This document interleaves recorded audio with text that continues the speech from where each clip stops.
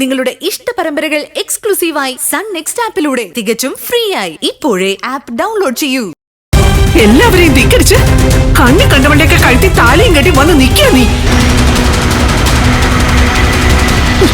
എന്റെ മോനെ അല്ലടാ. ഇറങ്ങി പോടെ പുറത്ത്.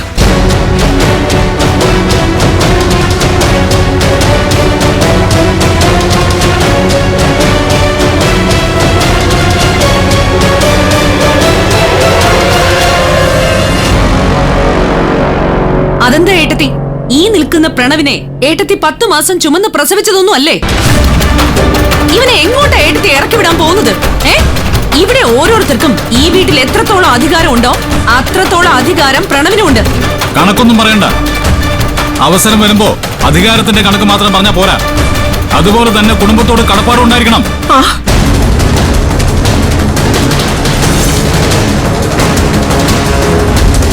ഈ വിവാഹം നടന്നാൽ നമ്മുടെ കുടുംബത്തിന്റെ സമാധാനമേ നശിക്കുമെന്ന് തത്തയ്ക്ക് ബുദ്ധി ഉപദേശിച്ചു കൊടുക്കും പോലെ പറഞ്ഞു കൊടുത്തല്ലേ, എന്നിട്ടും വന്ന് നിൽക്കുന്ന കണ്ടില്ലേ? നോക്ക് ഗൗതം, ഒന്നും ആലോചിക്കാതെ നീ ഓരോന്നും പറയരുത്. ഇവനെ നിന്റെ അനിയനാണ്, അത് മനസ്സിൽ വെച്ച് വേണം സംസാരിക്കാൻ.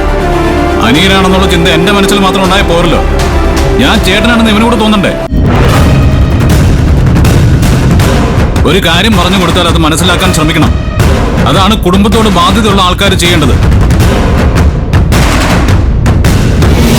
അമ്മയും കൂടുതൽ സംസാരിക്കൊന്നും വേണ്ട. ഇവന് വേണ്ട എല്ലാ ഒത്താശയും ചെയ്തു കൊടുത്തത് അമ്മയല്ലേ? ഈ മുഖത്ത് നോക്കി എന്തെങ്കിലും പറയാൻ പോലും മടി തോന്നുന്നത് ഇപ്പോ.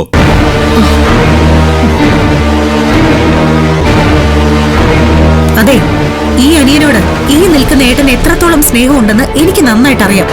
പക്ഷേ പ്രണവിനെ ശത്രുക്കളോട് പെരുമാറുന്നത് പോലെ പെരുമാറാൻ പഠിപ്പിച്ചത് ആന്റിയാണ്.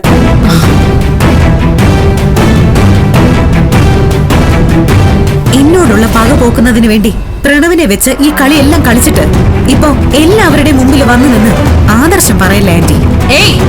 നീ ഇവിടെ നാം ഉയർത്തണ്ട, മനസ്സിലായോ? പ്രണവ് ആരെ വിവാഹം കഴിക്കണമെന്നും വിവാഹം കഴിക്കാൻ പാടില്ലെന്നും തീരുമാനിക്കുന്നത് നീയല്ല. നീ എങ്ങനെ ഈശ്വരമംഗലം വീട്ടിലേക്ക് വന്നോ അതുപോലെ തന്നെയാ ശിവാനിയും ഇപ്പൊ വന്നിരിക്കുന്നത്. വസു, നീതി ഈശ്വരമംഗലത്തേക്ക് വലിഞ്ഞു കയറി വന്നവളൊന്നും അല്ല.